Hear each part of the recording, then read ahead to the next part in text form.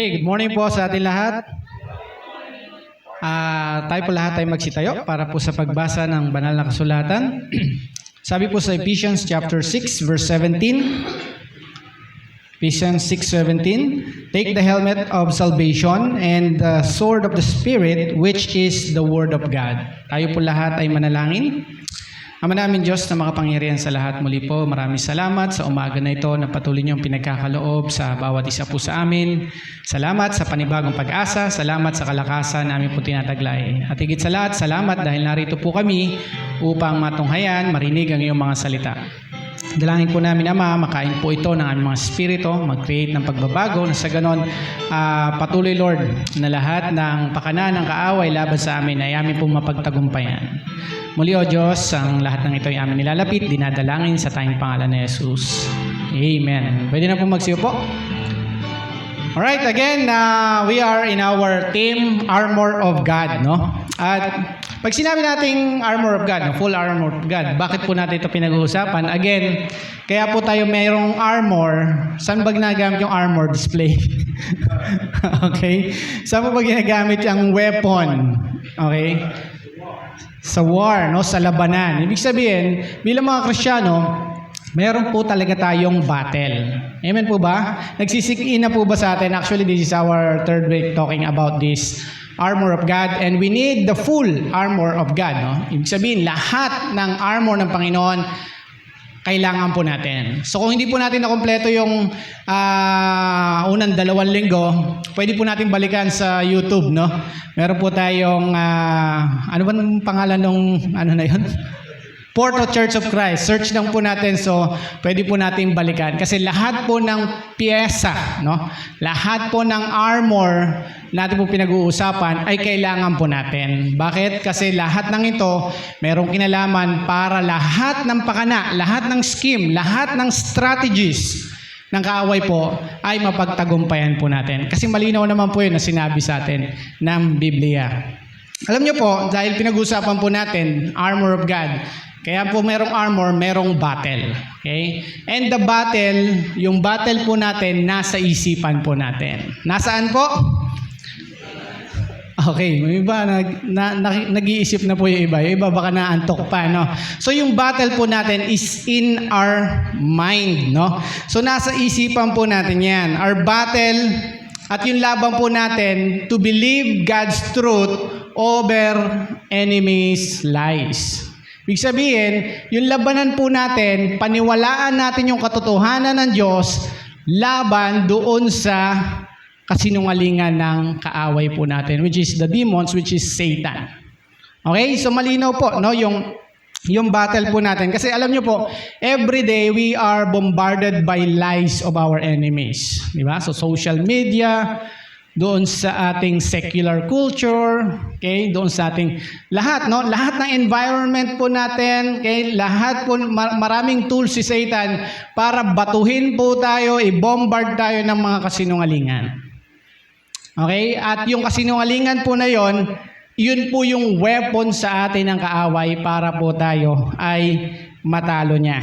Okay? So kaya nga everyday dahil binobombard tayo ng kasinungalingan ng kaaway, everyday kailangan po natin ng truth, no? Everyday kailangan natin ng katotohanan at yung katotohanan na yon nagmumula sa salita ng Diyos. Okay? So ngayon po, ang pag-uusapan po naman natin yung dalawang two pieces of armor of God, no? Pinag-usapan na natin yung last time pinag-usapan natin through Pastor Ricky, yung panyapak na pagiging handa sa pangaral na salita ng Diyos at yung shield of faith, no? Na kung saan sasalag sa lahat ng palaso ng kaaway.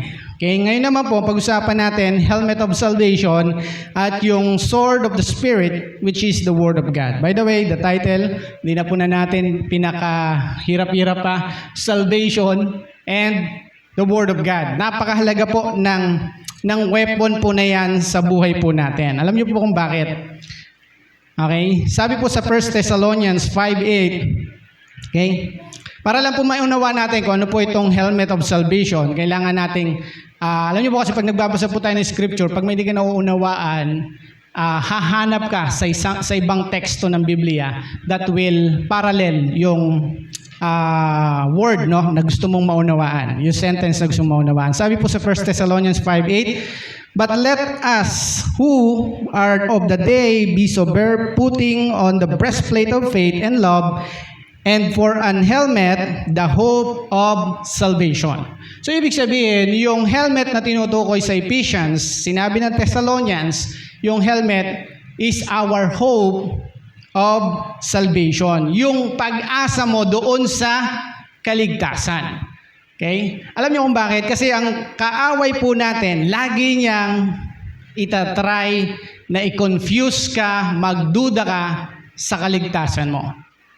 Okay, mamaya, tignan natin yung truth regarding that. Alam niyo kung bakit napakahalaga sa kaaway na hindi ka maniwala na ligtas ka.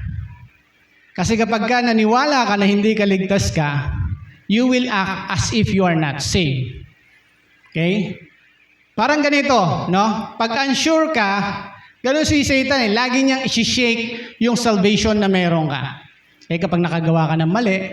Well, again, I don't encourage you. It doesn't mean na i-pursue mo yung paggawa ng mali. I don't mean that. Don't misquote me with that. Pero I'm saying is that your performance, yung nagawa mong kasalanan or ginagawa mong kasalanan cannot shake the salvation that you have. Because it is complete. Again, wag niyo po ako ma-misquote. Hindi ko po ibig sabihin, i-pursue ninyo ang kasalanan.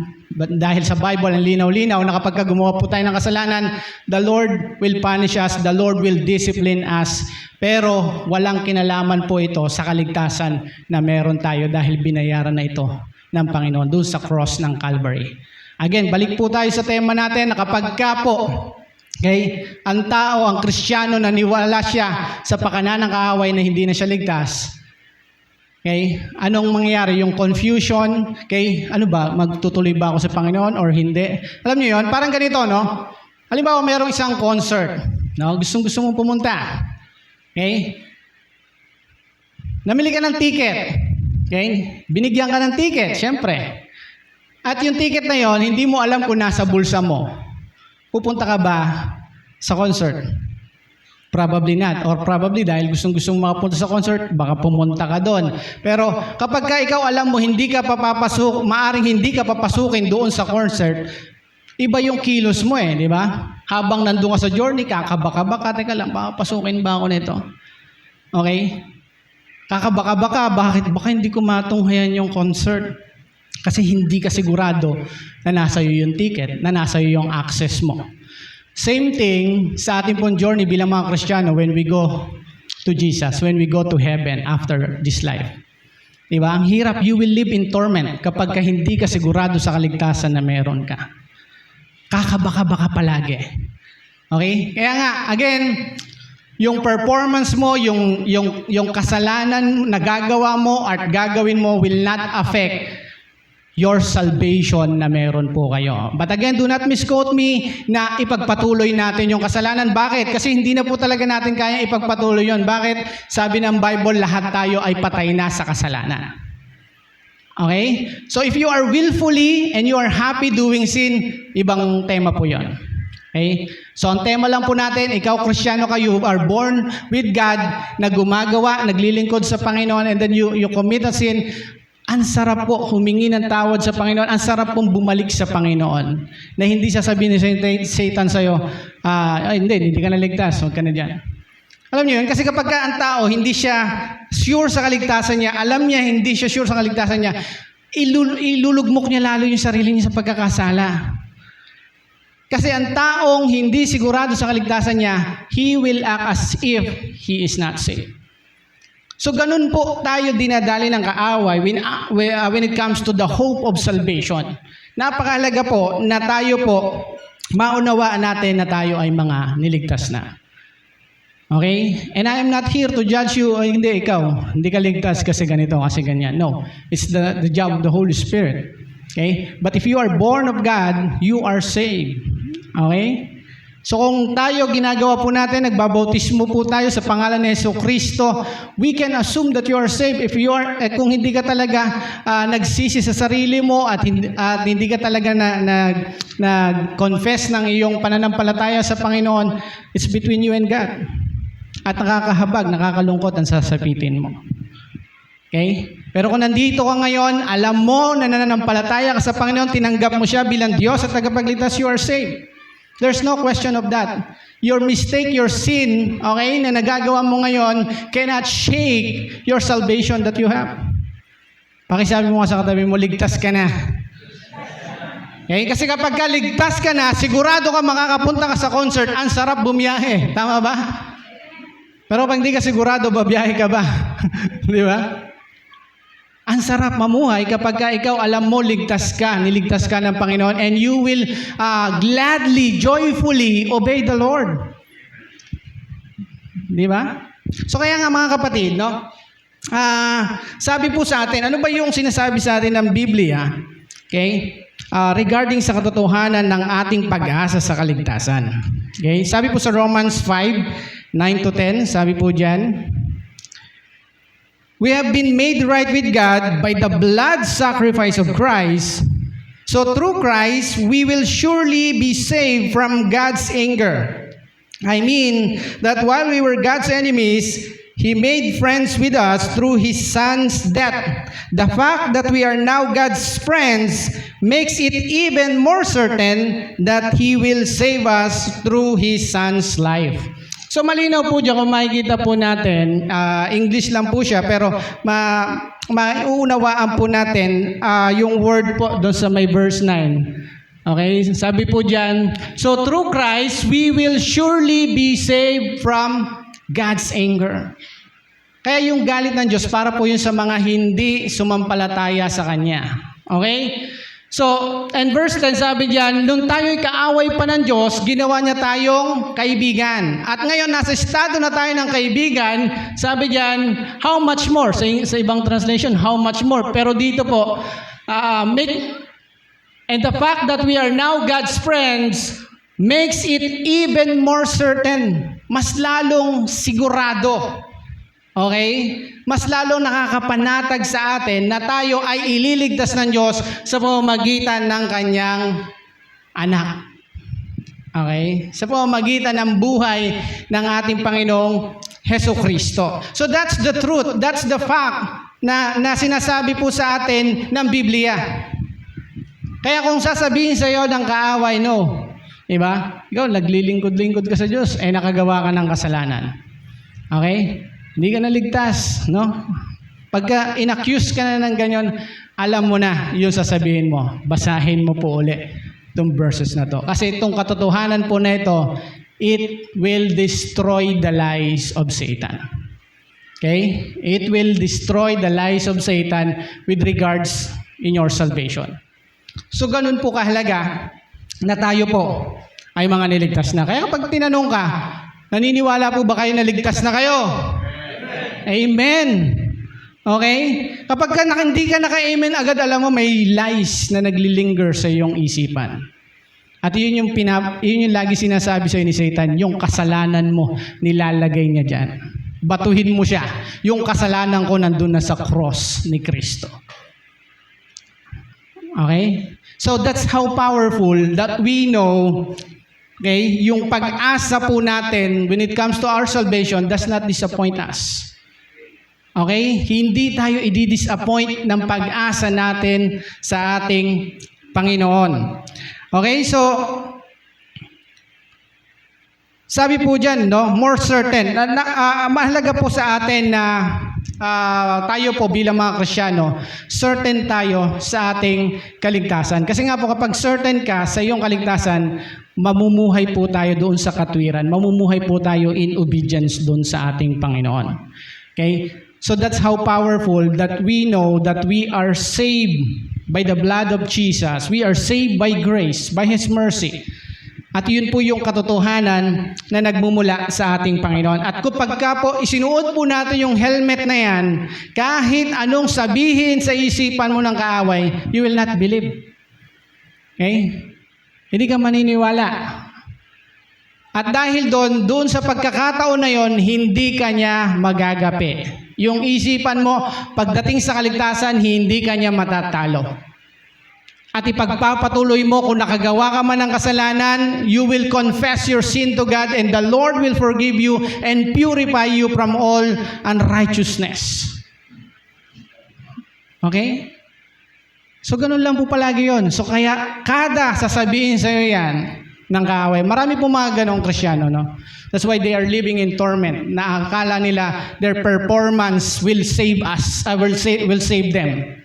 Okay? Nakakala nila, nakakabit yung ginagawa nila, yung pagsunod nila doon sa kaligtasan na meron sila. Okay? Kaya hindi po sila makasunod na maayos because of that lies mula sa ating Panginoon, mula sa kaaway. So again, yung katotohanan na nagmumula sa Biblia when it comes to our salvation, iyon po yung katotohanan, iyon po yung salita ng Panginoon sa bawat isa po sa atin na dapat po nating paniwalaan. So pangalawa po, the sword of the Spirit. Okay? Ano po yan? Yung Word of God. Actually, sa lahat ng armor, no, sa lahat ng weapons na binanggit po doon, ito lang yung pang-offense. Okay? The rest ay more on defense palagi. Although yung panyapak, okay, it's a sort of nakakakuha ka ng territory ng kaaway by sharing the gospel. Okay? Pero yung sword of the Spirit, which is the Word of God, ito talaga yung panlaban natin. Hindi ito pandepensa, it will destroy the enemy's lies. Alam niyo ba, pag pinag-aralan po, habang pinag-aaralan ko itong mga weapons po na to, laging ang team palagi niya ay truth versus deception. Okay? Kaya nga yung sabi ko po sa inyo, yung labanan po nangyayari sa ating isipan. Now, tingnan po natin yung sinasabi sa 2 Corinthians chapter 10, verses 4 to 5. The weapons we fight are not the weapons of the world. On the contrary, they have divine power to demolish strongholds. We demolish arguments and every pretension that sets itself up against the knowledge of God, and we take captive every thought to make it obedient to Christ. Okay, isa-isahin po natin, ano? Kasi napakahalaga po na yung weapons po natin, ulitin po natin, yung sinabi dyan, yung weapons po natin, hindi po weapons ng sanlibutan. At sabi dyan, on the contrary, they have divine power. Sinabi po dyan yung yung weapons, meron po siyang kapangyarihan to what? To demolish strongholds. Okay? At kapag sinabi po nating strongholds, ano po ba yung strongholds? It is a mindset built on lies. Okay? Ito yung mindset na meron po tayo na binuo ng mga kasinungalingan. Paano po ba nangyayari yan? Ganito po kasi yan. Si Satan, nagbabato sa atin ng kasinungalingan. And once you believe that lie, it becomes deception. Magiging deception lang yon kapag pinaniwalaan mo yung kasinungalingan na meron siya. And that deception becomes the pattern of our mind, the way we feel. Di ba?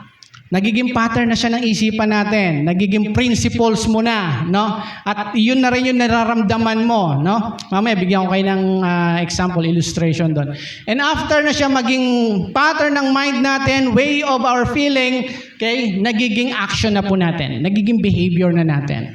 And once na naging behavior na po siya, nagiging long-term cycle na po siya. Inuulit-ulit mo na. At kapag inulit-ulit mo na yon, yun po yung tinatawag po nating spiritual bondage. Okay? Nagkakaroon ka na ng spiritual bondage, hindi ka na makalis. Why? Okay? Dahil doon nagsimula sa kasinungalingan. Kaya nga, doon sa spiritual bondage, maraming mga Kristyano ganito, no? They discipline themselves para tanggalin yung spiritual bondage na yun. They cannot do that. Okay? Kaya kahit marami nang umattend, nagsimba, tapos dinisiplin nila yung sarili nila para hindi na nila gawin yung bondage na yun, yung kasalanan na yun, na dahil sa kasinungalingan, ang nangyayari po, after a month, after a year, bumabalik sa dati nilang pamumuhay doon sa bondage na yun. Bakit? Kasi hindi po na-address yung ugat, yung lies. Okay? Kaya nga yung will mo, okay? Yung willpower mo, yung discipline mo, hindi kayang i-destroy po niyan yung bondage na meron po tayo. Okay? At ang makakapag-destroy lang po dyan, walang iba, kundi yung katotohanan. At yun po yung salita ng Diyos. Okay? Kaya kahit anong discipline mo, ay hindi ko gagawin tong bisyo na to, ay hindi ko gagawin yung ganyan, hindi ko gagawin. Kahit i-discipline mo yung sarili mo, hanggat hindi na-address yung kasinungalingan na yon, after a while, gagawin mo pa rin yon. Parang ganito lang yan, no? Parang may isang puno, no? Tinitrim mo lang. And eventually, lalago pa rin yan, okay? Magsasanga pa rin yan, lalago pa rin. Ititrim mo ulit. Ganun po yung nangyayari. So kaya nga, ang kailangan mo, bunutin. Okay? Para hindi na lumago, para hindi na bumalik. Same thing po, doon sa spiritual bondage na meron po tayo. Kailangan mo siyang bunutin, kailangan mo i-destroy yung kasinungalingan na yon sa pamamagitan ng katotohanan na nagmumula sa Biblia. So ganun po yung nangyayari, no, sa strongholds. Again, yung strongholds, ito yung nagiging pattern sa isipan natin. Di ba? Simula, parang ganito, no? Ito lagi ko nakikita sa Facebook, may mga nagpo-post pa eh. Ang tingin ng mga lalaki sa babae, ulam. May mga ganun, nilalagyan nila ng adobo, minudo, kung ano-ano, yung mga babae. No, yung mga sexy babae, nilalagay nila yon. Ano po yung nagiging kintal nun sa isipan po natin? Sinasuggest nun, okay lang ang babae, okay lang tumikim ng iba, dahil ulam. Tama? Pero yun po ay kasinungalingan na mula sa kaaway natin. Sabi ko nga po, everyday mag-Facebook ka lang, bombard ka na ng kasinungalingan ng kaaway. So, kapag naniwala ka doon, okay? Ano mangyayari? Magiging pattern na sa isipan mo. Ay, okay lang naman pala tumikim ng iba. Okay lang pala mang babae. So, gagawa ka na ngayon. Okay? At dahil nakagawa ka na, nanligaw ka na, kahit may asawa ka, napasagot mo, okay? Or nahuli ka man, or hindi ka man nahuli, okay? Ang mangyayari, gagawin mo siya paulit-ulit hanggang maging cycle mo na siya. Naging ka ng babaero. At yun na po, yung tinatawag po natin, nagigi po siyang spiritual bondage. Dahil naniwala ka. So what you need to address, yung kasinungalingan na hindi po talaga ulam ang babae. Na hindi po talaga tayong mga lalaki nila lang na maraming babae sa buhay natin. Amen po ba mga kapatid? Amen. Okay, nag-amen ba lahat ng babae? Ay, ng mga babae lalaki? Para hindi bumubuka yung bibig ng iba. Amen po ba mga lalaki? Amen. Yun. Okay, so iyon po yung katotohanan na sinasabi po sa atin sa Biblia. So again, we must be aware of that lies, no? Marami po yung kasinungalingan na sinasabi sa atin ng kaaway na kailangan po natin i-combat sa pamamagitan po ng salita po ng Panginoon. Okay? At sabi pa po doon, we demolish arguments and every pretension that set itself against the knowledge of God. And we take captive every thought that make it obedient to Christ. Kaya nga, alam mo, ganito no? Kahit anong iyak mo dito every Sunday, pag nag-worship, or umatin ka ng encounter, umiyak ka ng umiyak, yung enemy will not show mercy on you. Okay? Lord, ayoko na tong bondage na ito, ayoko na tong ginagawa kong kasalanan na ito. Okay? Pero pag uwi mo, ginagawa mo ulit. Okay? Bakit? Kasi nga po, hindi na-address yung kasinungalingan. Kailangan bunutin yon. Kasi once na nabunot yon ng salita ng Panginoon, hindi na po siya babalik. Ang sabi doon, we demolish. Okay? Sabi niyan, we demolish strongholds.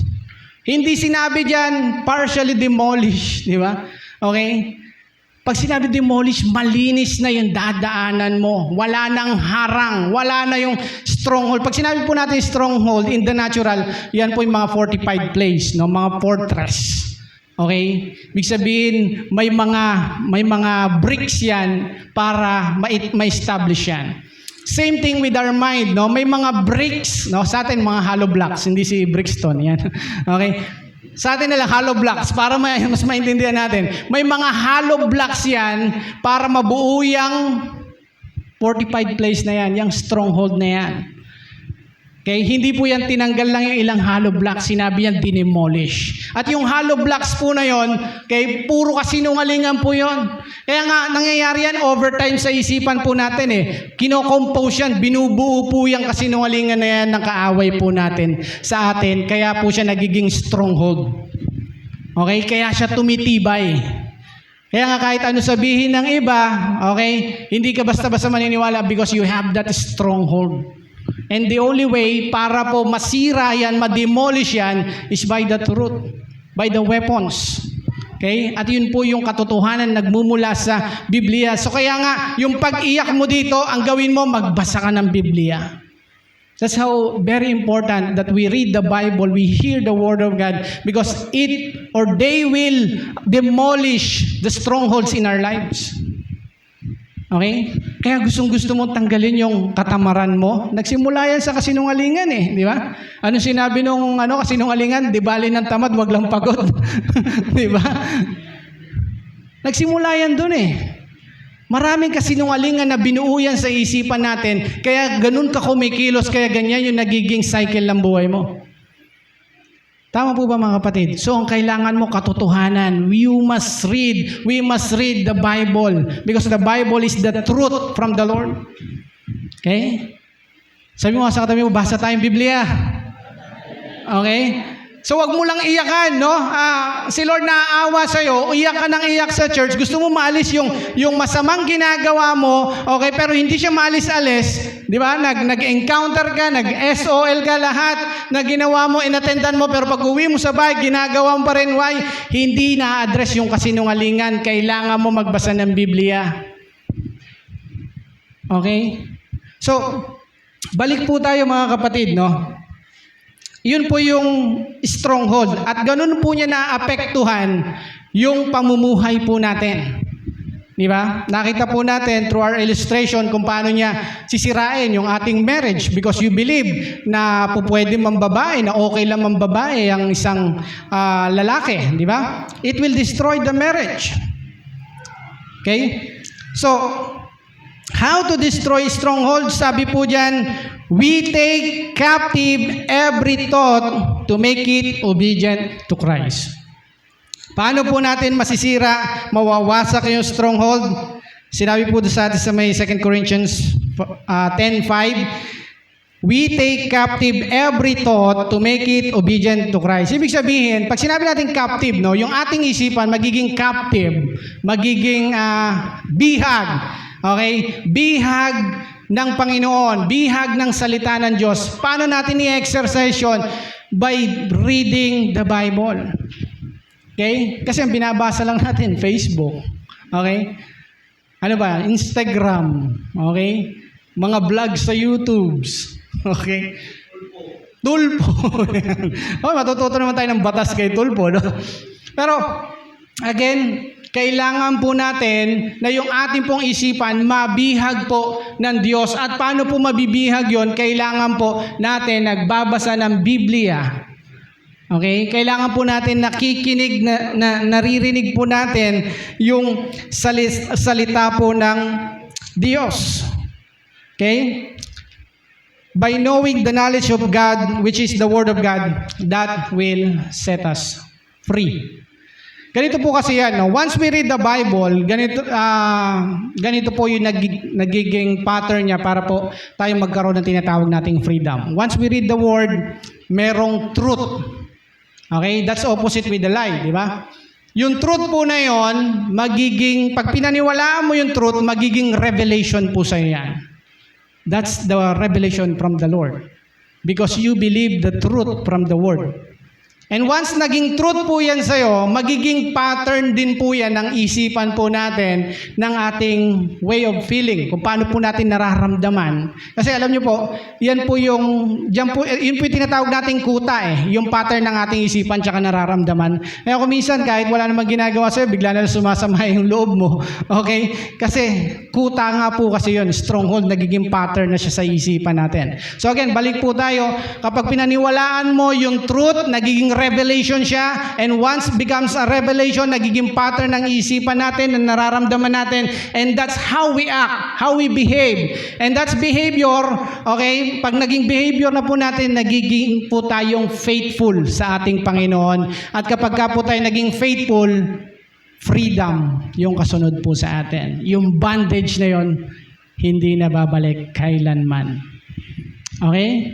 Sabi ng Bible, if the Son sets you free, you are free indeed. Ibang translation, you are truly free.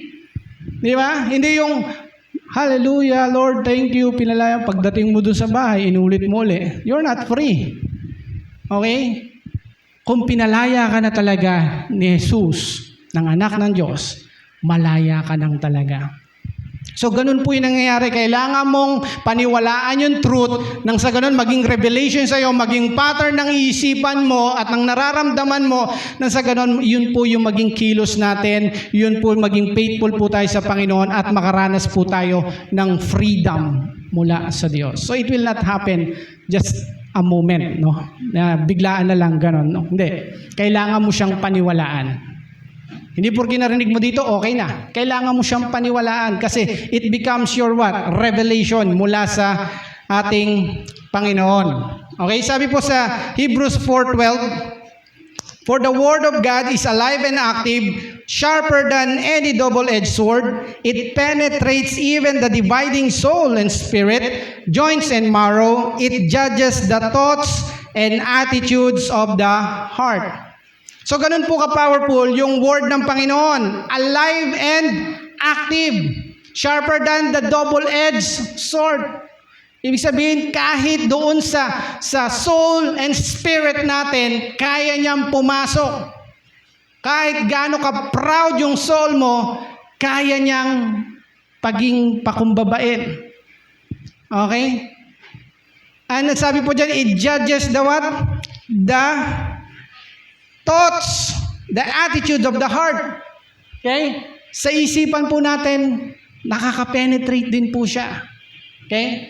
At yung attitude ng ating puso, okay, inilalabas po niya sa bawat isa po sa atin. It means, the word convinces powerfully. Kino-convince po tayo niyan powerfully. It converts us powerfully.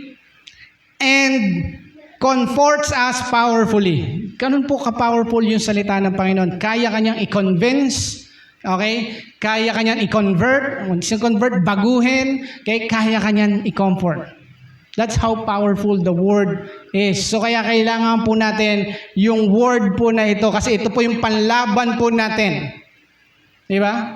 Kaya nga si Satan, kapag ka po tayo nag-church ka, sumampalataya ka sa Panginoon, then suddenly bumalik ka sa dating pamumuhay, ang hirap na bumalik. You are so discouraged. Tama ba? Kasi tinry mo pero nag-fail ka. Okay? So ganun yung ginagawa sa atin ni Satan di ba? Kasi nga, hindi na-address yung issue kaya ka nakabalik. Hindi na-demolish. Okay? Kaya kailangan mo na siyang ma-demolish. Para ma-demolish siya, kailangan mo ng word ng Panginoon. Kasi ito yung kayang mang-destroy, kayang mang-demolish doon sa mga kuta sa ating isipan. Yung stronghold sa ating isipan. Okay? Only the truth, only the Word of God can destroy yung ating pong strongholds. Kasi ulitin po natin, yung strongholds, iyan po yung nagpapabalik sa atin sa dati nating pamumuhay. Diba? Pinatawad ka na ng Diyos, binigyan ka na niya ng kaligtasan, pero you act as if you are not saved. Bakit? Kasi nadaya ka na Satan because of the lies, because of the strongholds na meron po tayo. So, yung word po, kaya po nitong i-discover yung thoughts natin, yung purpose natin, and even our principles. Okay? So, yung word, ito yung maglalabas kung ano yung nasa puso ng mga tao. Okay?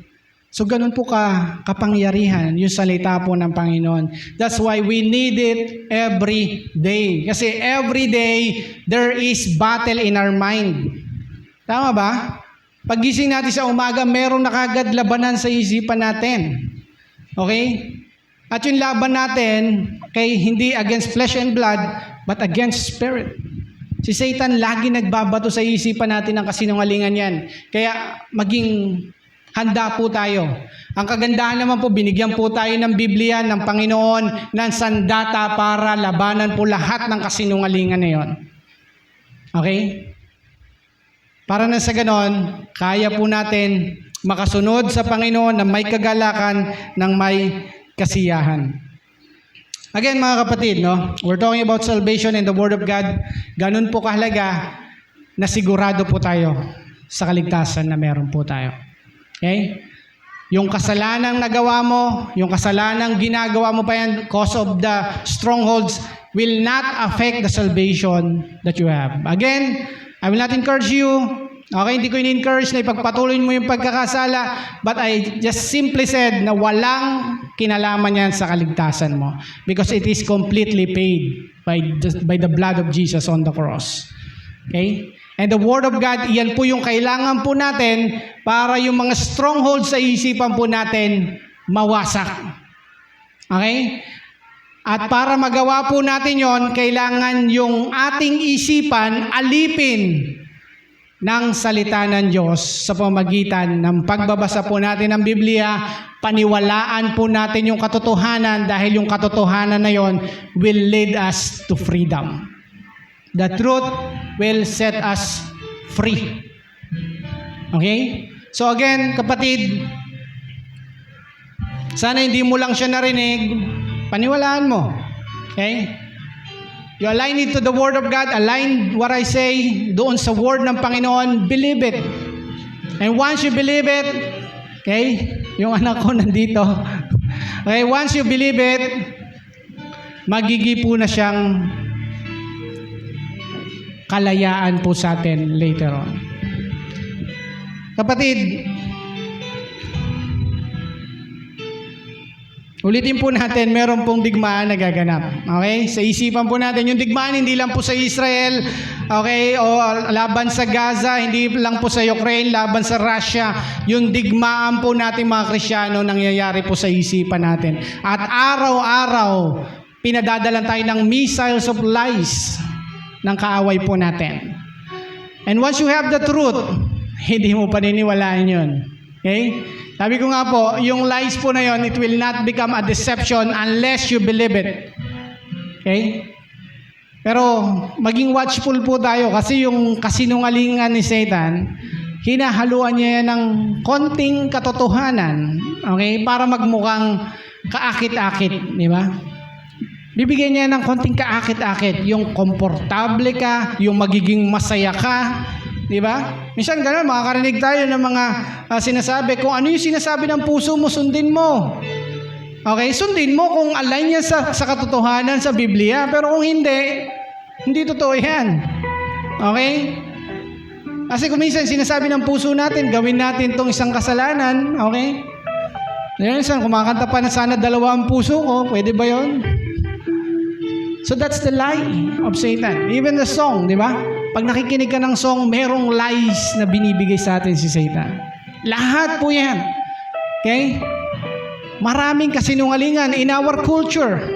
Diba? Ang daming kasinungalingan na nilalagay si Satan dyan.